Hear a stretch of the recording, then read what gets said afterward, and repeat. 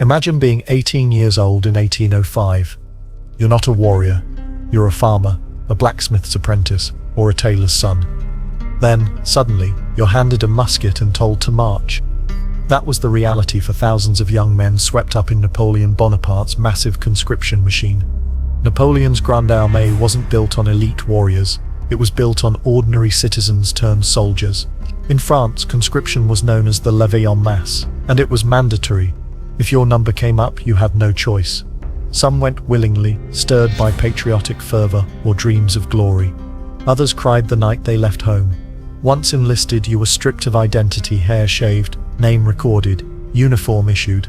You became part of the machine. Training was harsh and fast. Drill, march, drill, sleep on the floor, eat when you can.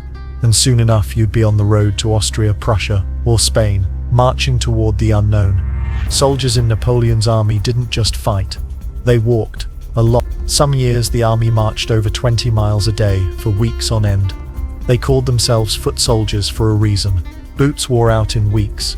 Blisters turned to infections. The roads were dust in summer and sludge in winter. And when the army moved, it moved with chaos. Tens of thousands of men, wagons, horses, cannons, and camp followers all churning forward in an endless procession. Food was always a gamble. If the army was lucky, it got regular rations, bread, beans, dried meat. But often you lived off the land, which meant stealing chickens, foraging roots, or going to bed hungry. Sleep came on the ground under the stars or under pouring rain. You wrapped yourself in a cloak and hoped for warmth. Lice were constant, so were rats. And disease, sometimes more deadly than the enemy. Then came the battle. Forget clean lines and glorious charges. Real combat under Napoleon was brutal, deafening and confusing. You stood shoulder to shoulder with your comrades, shoulder blades tight, hands shaking as you loaded your musket. A shout, a drum beat, then fire. Gunpowder filled the air, making it hard to breathe or see. The sound of cannonballs ripping through flesh was unforgettable. Screams, blood, smoke, everything became a blur. You reloaded while trying not to notice your friend twitching in the dirt beside you. Sometimes you were ordered to charge, bayonets out. Into the smoke, into the enemy. There was no thinking, only survival. Discipline held the line, but fear, adrenaline, and sheer luck decided who walked away. And when the battle ended, you saw the true cost: bodies scattered like broken dolls, limbs missing, faces gone, horses dying in agony. The field, once green, soaked red. Between battles the army camped. Life slowed but didn't get easier. Tents were rare. Most men built crude shelters from branches or just slept out in the open. Fires were precious, as were clean socks. Days were spent cleaning weapons, mending uniforms, or digging latrines. Hygiene was non-existent. Still, camp life gave rise to brotherhood. You shared stories, food, laughter, even lice. Men played cards, sang songs, and found ways to smile through misery. These friendships were deep. You'd trust these men with your life because often you had to. But morale could swing.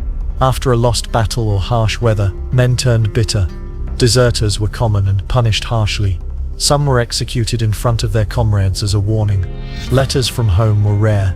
Hope was rationed like everything else. If you survived years in Napoleon's army, you either carried scars or stories. Some made it home, medals on their chest, tales of Austerlitz or Borodino in their mouths. But many were left behind, buried in mass graves across Europe. Wounded soldiers faced primitive medicine. Amputations were common. Anesthetics didn't exist. You bit on a stick and screamed. If infection didn't kill you, the fever might. And those who could no longer fight were often discharged and forgotten, cripples begging in the streets. Napoleon promised glory and honor. Some truly believed they were changing the world. Others, especially the veterans, came to see it all differently. What had it been for? France would rise and fall. But the ordinary soldier, the one who marched, fought, bled, and wept, was rarely remembered. Today, we speak of Napoleon's genius. But let's not forget the muddy boots that carried him there. War isn't always about generals and victories. Sometimes it's about the forgotten. The cold nights. The endless march. Silent pain. If this story moved you, don't forget to like, comment, and subscribe for more journeys into the real past. And share this with someone who thinks history is all dates and names. Because this is what it meant to live it.